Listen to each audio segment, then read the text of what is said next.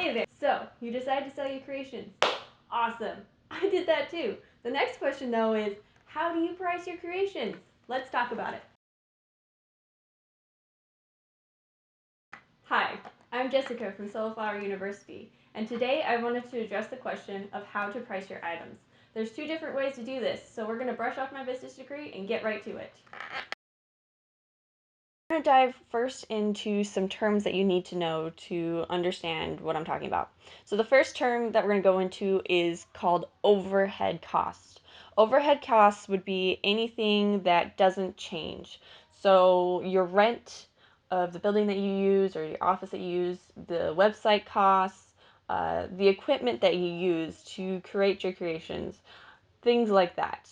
The next thing is called variable costs. Variable costs are things that change with what you're making. So these would be like your materials. If you're making a solo flower creation, this would be like your wire or possibly your vase if you're using a vase, or your foam, things like that. And then also another variable cost would be the labor. All right, let's jump into how to price your items. So the first way is we're going to call the easy way because, well, it's pretty easy and it's a great way to do things when you're first starting out. So what you're going to do is you're going to take your materials and you're going to multiply them by 3. So all your wires, stuff, and that, and vases and stuff like that. You're going to multiply that by 3, and that's going to be your price. And then you're going to take each of those 3 sections and you put one section for your materials, one section for your labor costs, and then another section for your overhead. And that is going to be your price. However, this has some problems. So one of the problems is that you kind of just run on this hope that there is enough for your overhead. Your overhead costs are fixed, but in this particular instance, the money that you allot to your overhead is just kind of based off of how much you use for materials, and it's not really a sure way to make sure you have enough. The next problem that you have is that your wage is fixed to your materials rather than the actual time spent on the product. This also makes it difficult if you ever decide to have employees, because you can't sit there and pay your employees hourly based off of how much time they spent making that product. Another difficulty would be the discounts. So when you are looking at this product and you're deciding whether to put it on sale, or say you're trying to have a special event and you're trying to decide how much to discount it, it's really hard to decide how much to discount it because all your funds are going all towards things that have costs, and you're not sure how much you can actually discount it and still make money.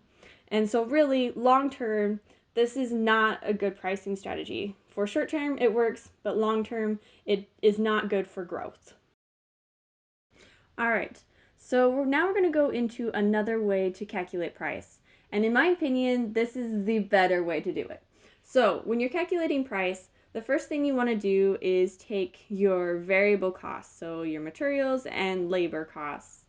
And then what you're going to do is you're going to take the total of that, and then you're going to add it to your overhead costs. Now remember, your overhead costs are things like your website, your rent, equipment, etc. And then what you're going to do here, this is where the magic happens, is you're also going to add in what you want your profit margin to be. And when you add all of these things together, you get this magical moment where you have everything all calculated together, packaged together in your price, and then you know exactly how much is going towards each thing and you don't have to guess. To calculate your overhead cost, what you're going to do is you're going to add up everything that you have on there. So you're going to add up your equipment, you're going to add up your rent, you're going to add up your website, and you're going to take all of those costs and you're going to add them all up for 1 month. And then what you're going to do is once you have them all added up for 1 month, then you're going to take your estimated sales that you think you're going to have and divide that by, so you're going to take that number of estimated sales and you're going to divide your total overhead costs by that number. and that is going to give you your overhead costs that you should apply towards every purchase. Now, once you have your price figured out, what you want to do is you want to go over to the market and figure out what you're going to where you're going to land in the marketplace. So in the marketplace, you're going to go and you're going to see low cost, you're going to see high cost, you're going to see mid-range costs. And what you're going to do at this point is decide where on the line you're going to fall. If you're on the low end, you're going to have a low profit margin and lots of sales. If you're on the high end, you're going to have a high profit margin but low number of sales. Part of what's going to help you decide where on this range you are is your perceived value. So when you take a look at your creation, you need to be very honest with yourself and be like, okay, when someone sees this, are they going to be like, oh my gosh, this is the best thing ever? Or are they going to be like, okay, this is kind of cute, I want this? On that scale, where does your product land? And also take a look at how much experience you have in the field, because if you have lots of experience in the field, your creations are naturally going to be better and more well developed in style than, say, someone who's just beginning in the field. So keeping that in mind, then you need to decide where in this you're going to be. So take, for example, a bouquet of flowers in a vase. Typically, like the low end, you'd see about $25. The high end would be about $45. Mid-range would be $30. And then if you tried to sell it for $60, no one's going to buy that. And so what you need to do is take a look at your costs and sit there and cut costs. If your price is $60, you need to be looking and saying, okay, variable costs, can I take down the materials? Labor costs, can I reduce labor costs at all?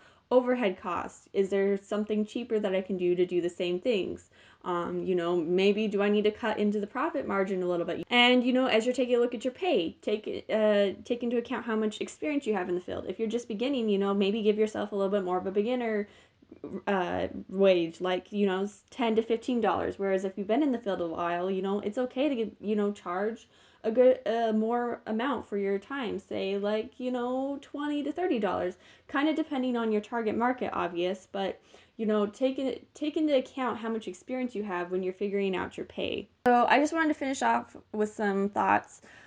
First thing is that talking about cutting labor costs. There's more than one way to cut labor costs. You don't necessarily have to cut hourly. You can do better efficiency. You can work in batches rather than doing one at a time. Cutting your hourly rate should be the last resort. Always take a look at how to be more efficient and how to do things faster rather than actually cutting your hourly rate. Other ways to cut costs would be, get bulk pricing, shop around, eliminate any business costs that aren't necessary. And then finally, don't eliminate the profit margin. You need at least some type of profit margin. Profit margin will equal business growth, so don't take that away. All right, that's all I have for today. Don't forget to like and subscribe to help grow my floral empire. And until next time, I'll see you later. Bye.